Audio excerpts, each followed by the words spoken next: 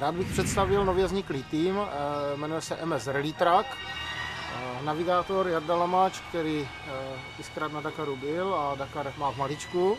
Zdeněk Kubeša, který je dlouholetý offroadák a nyní bude ve funkci kopilota.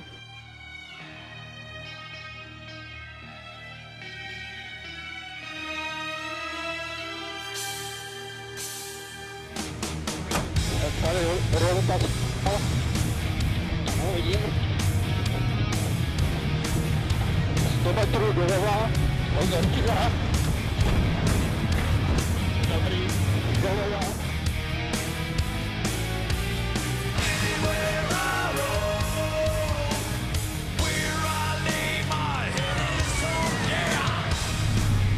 Pozor, díry rovně.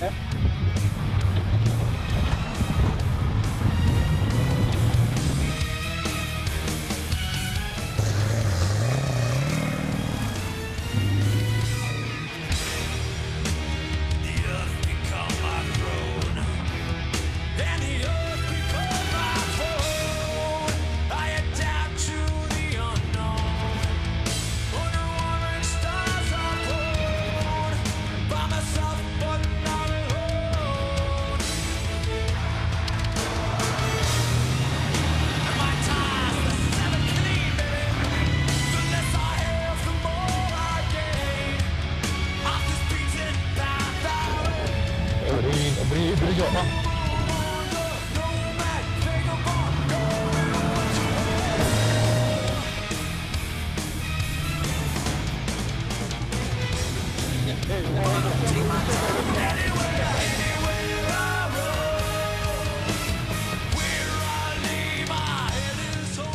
Naším cílem je teďka se zúčastnit poprvé v tomto složení nově zkoncipovaného Dakaru, který se povede poprvé v Jižní Americe. Bude projíždět státy Argentina a Chile. Trať má být dlouhá přes 9000 km, z toho asi 6500 speciálek. Velice se na to těšíme, stejně jako ostatní závodníci, protože to je dosud nepoznaný kontinent v této branži.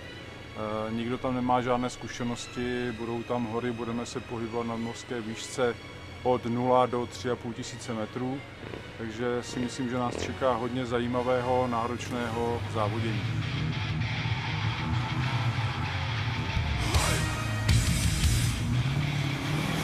Dělají strašně úplně neuvěřitelné.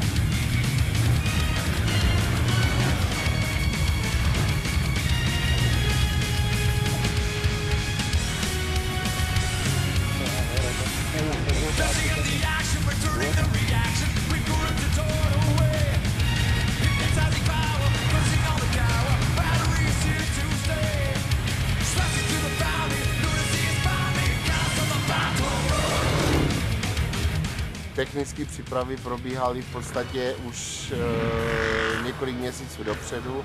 Oproti původnímu provedení je tam několik drobných změn, které věřím, že mechanici udělali dobře. Zároveň se na toto těšíme a na nové zážitky, které uvidíme a věříme, že dopadneme aspoň tak dobře jako na Central Europe Rally. No, já bych chtěl sdílet tvůj optimismus, já si myslím, že budeme rádi, když dojedeme někde do 20. místa a když budeme do 10. tak to považuji za velký úspěch. Ale optimismus bych chtěl sdílet.